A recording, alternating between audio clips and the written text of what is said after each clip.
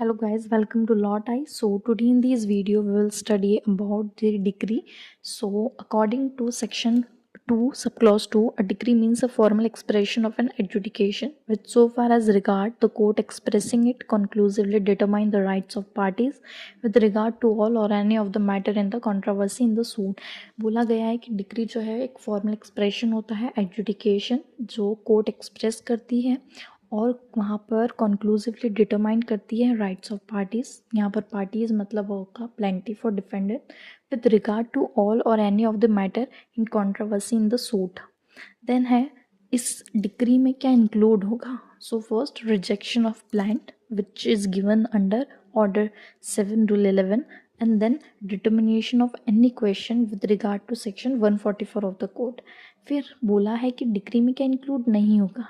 Any dismissal of an order for default or any adjudication from which an appeal lies as an appeal from order. अगर किसी भी order की appeal हो गई है तो वो डिक्री नहीं मतलब वो इनकम्प्लीट है, उसकी डिक्री अभी नहीं हुई है. What is essential of decree? There must be adjudication by court. Such adjudication must be formally expressed. Such adjudication must have given in a suit. The adjudication must have determined the rights of parties. Such right must be regard to all or any of the matter in controversy.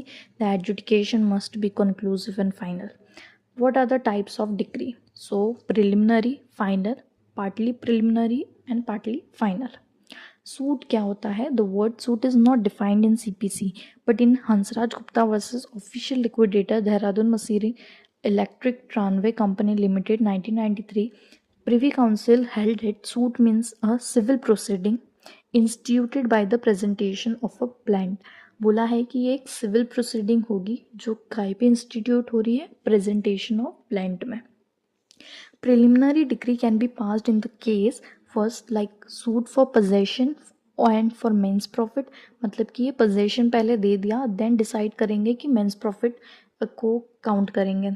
then है administration suit, then suit for preemption, suit for dissolution of partnership, suit for accounts between principal and agent, suit for partition and separate possession, suit for foreclosure of mortgage, suit for sale of mortgage property, suit for redemption. So then pre, final and partly. So when we talk about pre-decree, says decree determine the rights of the parties with regard to some of the matter in controversy but does not completely dispose of the suit. Further proceeding में जब वो finally पूरा decide हो जाएगा तो हम उसे final decree बोलेंगे. और फाइनल डिक्री क्या होता है, पूरी तरह कंप्लीट होती है, पूरा जो मैटर होता है सूट होता है वो डिस्पोज हो जाता है. जितने भी मैटर कंट्रोवर्सी में था या क्वेश्चन कंट्रोवर्सी में था वो सारे सेटल डाउन हो जाते हैं. वहीं पर अगर हम पार्टली की बात करें तो उसमें क्या होता है, ऐसी जो डिक्री होती है मतलब उसमें कुछ चीज़ें तो डिसाइड हो गई है पर कुछ अभी बाकी है. जैसे कि for example possession and mesne profit, तो उसमें क्या होगा कि फर्स्ट जो होगा पोजेशन तो फाइनल हो जाएगा कि हाँ पोजेशन दे दिया है, बट मेंस प्रॉफिट जो भी डिसाइड करना है तो वो प्रिलिमिनरी हो जाएगा. Supreme Court in Shankar versus Chandrakant 1995, Supreme Court held that preliminary decree would declare the rights and liability of the parties, leaving the actual result to be worked out in further proceedings. As a result of further inquiry pursuant to preliminary decree, right of parties fully determined and final decree is passed. इस case में supreme court ने बोला है कि जो preliminary decree होगी उसमें right parties के राइट और लाइबिलिटी को डिसाइड करेंगे. उसी की फर्दर इंक्वायरी में जब प्रिलिमिनरी डिक्री में जो भी राइट्स आए हैं जब वो फुल्ली डिटरमाइन हो जाएंगे तो उसको क्या बोलेंगे कि ये फाइनल डिक्री आ गई है.